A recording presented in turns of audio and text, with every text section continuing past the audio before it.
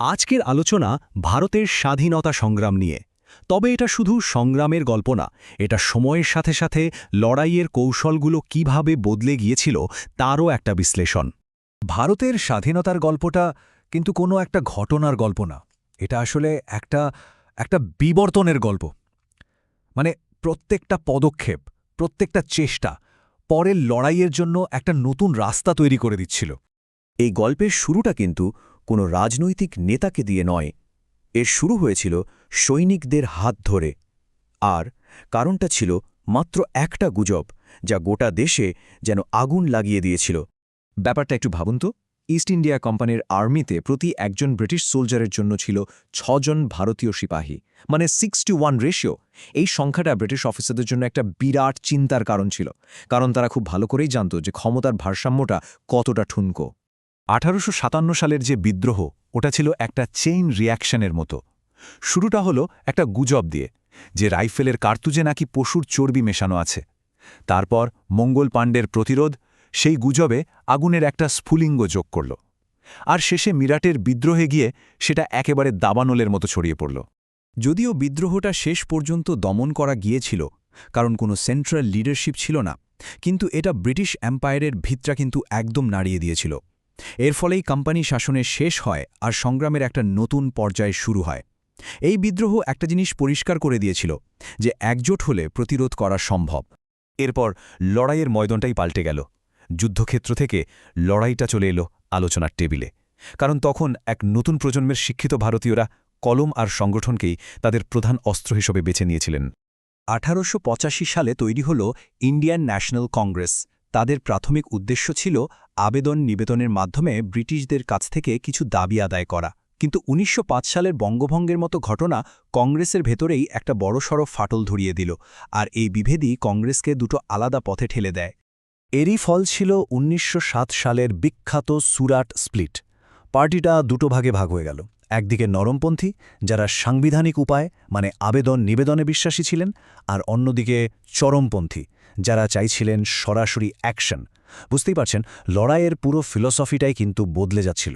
এরপর 1915 সাল south Africa থেকে একজন ব্যারিস্টার ভারতে ফিরলেন, আর তিনি এমন একটা নতুন আইডিয়া সাথে করে আনলেন যা ভারতের স্বাধীনতা সংগ্রামের ইতিহাসটাকেই আমূল বদলে দিল। মহাত্মা গান্ধীর মূল কনসেপ্ট ছিল সত্যাগ্রহ, অর্থাৎ সত্যের জন্য আগ্রহ বা সত্য শক্তি। এটা ছিল অহিংস প্রতিরোধের একটা দারুণ শক্তিশালী অস্ত্র। এর মাধ্যমে সাধারণ কৃষক, শ্রমিক, ছাত্রছাত্রীরা সবাই যেন ব্রিটিশদের বিরুদ্ধে লড়ার একটা উপায় পেয়ে গেল, তাও কোনো রকম হিংসা ছাড়াই। এর আসল জোরটা ছিল এর প্রয়োগের মধ্যে। গান্ধীজি প্রথমে চম্পারণ আর খেদার মতো কিছু স্থানীয় সমস্যায় এই পদ্ধতির সফল পরীক্ষা করলেন, আর তারপর শুরু করলেন দেশ জুড়ে অসহযোগ আন্দোলন। এই প্রথমবার লক্ষ লক্ষ ভারতীয় একটা কমন উদ্দেশ্যে একজোট হয়েছিল। তবে একদিকে যেমন লক্ষ লক্ষ মানুষ গান্ধীর দেখানো অহিংসার পথে হাঁটছিলেন, ঠিক তখনই পর্দার আড়াল থেকে আরেক দল সংগ্রামী উঠে আসছিলেন, যাদের পথটা ছিল আরও অনেক বেশি র্যাডিক্যাল। কিন্তু চৌরিচৌরা ঘটনার পর যখন হঠাৎ করে অসহযোগ আন্দোলন বন্ধ করে দেওয়া হলো, তখন অনেকেই কিন্তু হতাশ হয়ে পড়েন, আর তাদের মনে একটা বড় প্রশ্ন জেগে ওঠে। আর সেই নতুন প্রজন্মের কাছে এর উত্তরটা ছিল খুব স্পষ্ট। ভগৎ সিং, রামপ্রসাদ বিসমিল বা চন্দ্রশেখর আজাদের মতো বিপ্লবীরা মনে করতেন আবেদন নিবেদনের দিন শেষ। হিন্দুস্তান রিপাবলিকান অ্যাসোসিয়েশনের মতো সংগঠনগুলোর বিশ্বাস ছিল যে একমাত্র সশস্ত্র বিপ্লবের মাধ্যমেই ব্রিটিশদের সরানো সম্ভব, আর এই ভাবনা থেকে কাকুরি ট্রেন ডাকাতির মতো দুঃসাহসিক সব ঘটনা ঘটেছিল। এই যে বিপ্লবের আগুন, এর আঁচ কিন্তু রাজনীতির মূল স্রোতেও এসে লেগেছিল। জওয়াহরলাল নেহরুর মতো কংগ্রেসের তরুণ নেতারা তখন ডোমিনিয়ন স্টেটাস বা আধা স্বাধীনতার দাবিকে পুরোপুরি বাতিল করে দিলেন। তাদের দাবি ছিল একটাই, পূর্ণ স্বরাজ, অর্থাৎ সম্পূর্ণ স্বাধীনতা। এই পূর্ণ স্বরাজের দাবিকে গণ আন্দোলনে পরিণত করার জন্য একটা অনুঘটক বা ক্যাটালিস্ট দরকার ছিল। এমন একটা পদক্ষেপ যা দেখতে খুব সাধারণ, কিন্তু যার প্রভাব হবে অসীম, যা সারা পৃথিবীর নজর কেড়ে নেবে। আর সেই অনুঘটক হয়ে উঠল 1930 সালের লবণ সত্যাগ্রহ। কি অসাধারণ একটা রাজনৈতিক চাল ছিল! গান্ধীজি আর তার সঙ্গীরা ব্রিটিশদের লবণ আইন ভাঙার জন্য 24 দিন ধরে প্রায় 390 কিলোমিটার পথ পায়ে হেঁটেছিলেন।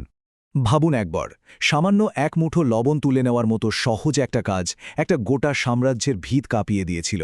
এই ঘটনা পুরো ভারতে আইন অমান্য আন্দোলনের একটা বিশাল ঢেউ তুলে দেয়। ব্রিটিশ সরকার ৬০,০০০-এরও বেশি মানুষকে গ্রেফতার করতে বাধ্য হয়, আর তাদের উপর চাপ বাড়তেই থাকে। লবণ সত্যাগ্রহের পর স্বাধীনতার দিকে ভারতের এগিয়ে চলাকে আর রোখা যায়নি। এরপর একের পর এক ঘটনা ঘটতে থাকে। আলোচনা, চুক্তি, আবার ভারত ছাড়ো আন্দোলনের মতো বড় আন্দোলন, এর সাথে দ্বিতীয় বিশ্বযুদ্ধের প্রভাব। এই সব কিছুর মধ্যে দিয়ে শেষ পর্যন্ত ১৯৪৭ সালে ভারত স্বাধীনতা লাভ করে। সশস্ত্র সংগ্রাম থেকে শুরু করে রাজনৈতিক আলোচনা, আবার বিপ্লবীদের আত্মত্যাগ থেকে গান্ধীর অহিংস আন্দোলন, ভারতের স্বাধীনতার লড়াইটা আসলে অনেকগুলো পথের মিলিত ফল। এটা আমাদের শেখায় কৌশল, আত্মত্যাগ আর একটা জাতির ইচ্ছাশক্তির গল্প। কিন্তু প্রশ্নটা থেকেই যায়, এই এতগুলো পথের মধ্যে কোনটা সত্যি পৃথিবীকে একটা নতুন দিশা দেখিয়েছিল?